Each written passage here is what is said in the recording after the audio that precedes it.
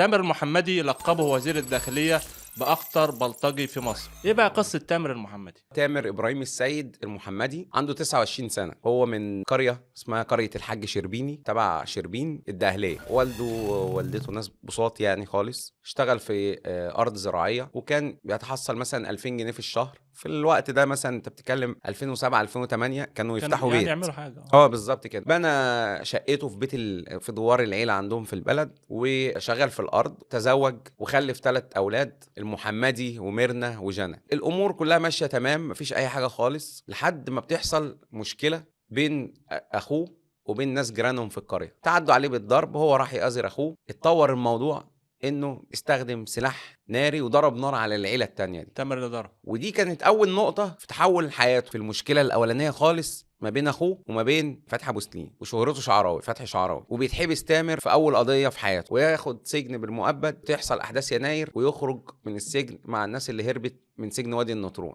لما رجع على بيته في خلاف قديم ما بينه وبين جيرانه، شعراوي. عيلة شعراوي دي. خد خبره طبعا في الحبه اللي اتحبسهم، على شويه علاقات بقى مع مسجلين. ضم ليه بقى دراعه اليمين واحد اسمه العو، وعبد الله مش عارف لطفي، كلها مسجلين بقى. وواحد اسمه محمد حنطوره، ده كان كبير في السن شويه عنهم. خلاص اما جهز نفسه بقى بدنيته، قام راح اشتبك مع العيله التانيه دي. حصلت خناقه جامده ما بينهم، ضرب النار اشتغل، خد طلقه في فكه، اتصاب هو نفسه تامر. وحصل قعده عرفيه، قاموا حكموا له بايه في القعده العرفيه دي؟ بارض و35000 جنيه. جه عمل ايه بقى بال 35000؟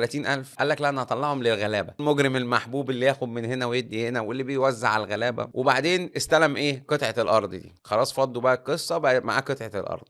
يوم عامل يافطه كبيره، يافطه سودا كده، لوحه زي بتاعت مداخل القرى في الارياف وعندنا في الصعيد، كاتب لك عليها ايه؟ جزيره المحمدي. بقى بتاعته بقى. الجزيره دي عباره عن زي كاني ايه، البيت وحواليه سور جزيره المحمدي. خلاص بقى انت في امبراطوريه المحمدي. هتقول لي جاب الفلوس منين بقى للكلام ده كله؟ هقول لك بقى ان هو بقى ايه، اتجاه سلك طريق تاني خالص مع الفرقه اللي معاه بقى، سرقة بقى وكام اللي عايزين ياكلوا ويشربوا وقاعدين، وسلاح واعتاد، كل الكلام ده بيصرف. وكانت ساعتها بقى ترند في مصر موضوع العربيات اللي بتتسرق ده. استلموا الطرق بقى، يطلعوا بقى يسرقوا فين؟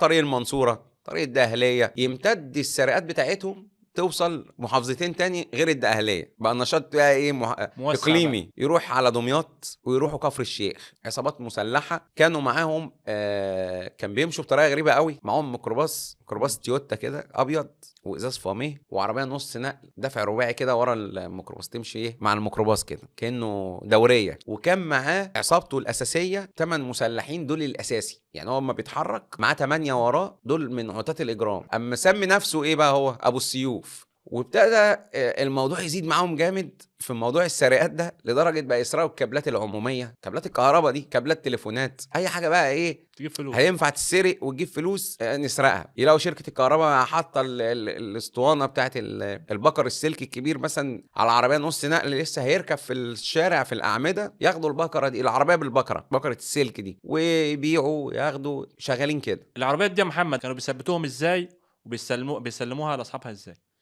زي ما قلت لك كده، اوائل كانوا بيطلعوا بالعربيتين، يقفوا يقطعوا الطريق، ينقوا العربيه اللي هي اللي عليها العين، يوقفوها بالسلاح، يطلع يطاردها. عربيه نص نقل تطلع تجنب عليها، يوقفها على الطريق، يرفع صاحبها بالبنادق وينزلوه من العربيه. هو وحظه بقى، لا اما يسرقوه بقى متعلقاته الشخصيه، لو معاه مثلا فلوس. يعني في عربيات بتاعت شركات، مندوب راجع بمبلغ معاه، عربية نقل اموال.